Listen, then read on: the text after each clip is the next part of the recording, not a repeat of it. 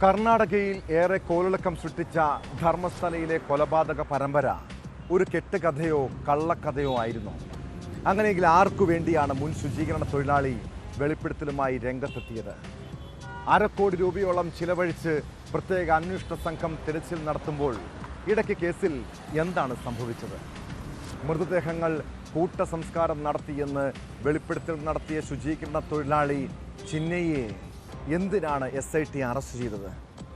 ഇയാളുടെ മൊഴിയിൽ പൊരുത്തക്കേട് കണ്ടെത്തിയതിനെ തുടർന്നാണ് അറസ്റ്റ് എന്ന് പറയുമ്പോഴും അതിന് പിന്നിൽ എന്തെങ്കിലും അട്ടിമറി ഉണ്ടോ എന്നും സംശയിക്കുന്നവരുണ്ട്.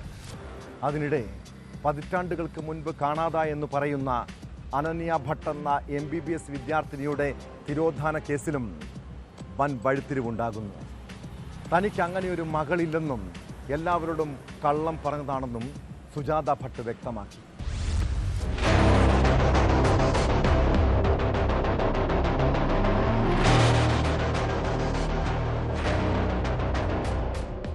ധർമ്മസ്ഥല കൂട്ടസംസ്കാര വെളിപ്പെടുത്തൽ നടത്തിയ മുൻ ശുചീകരണ തൊഴിലാളി CN ചിന്നയ്യയാണ് പ്രത്യേക അന്വേഷണ സംഘം അറസ്റ്റ് ചെയ്തത്.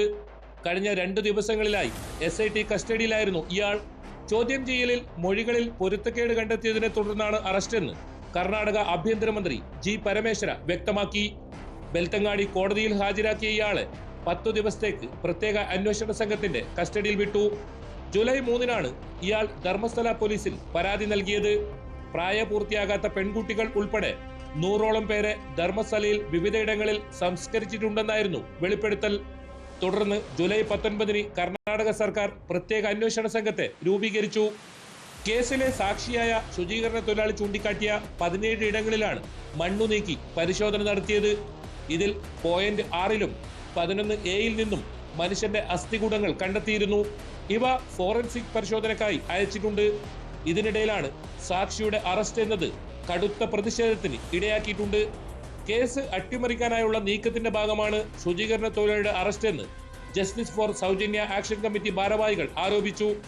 ആക്ഷൻ കമ്മിറ്റി നേതാവ് മഹേഷ് ഷെട്ടി തിമരോടിയെ മറ്റൊരു കേസിൽ അറസ്റ്റ് ചെയ്ത് റിമാൻഡിൽ കഴിയവെയാണ് പുതിയ സംഭവ വികാസങ്ങൾ ഉണ്ടായത്. ഇതും സംശയത്തിന് ഇടയാക്കിയിട്ടുണ്ട്.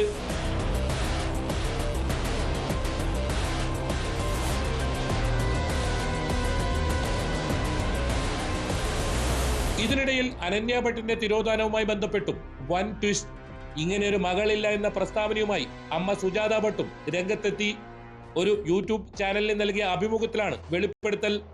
ഇവരുടെ പുതിയ വെളിപ്പെടുത്തലിനെ തുടർന്ന് കേസ് SIT വിശദമായി അന്വേഷിച്ചു വരുന്നു.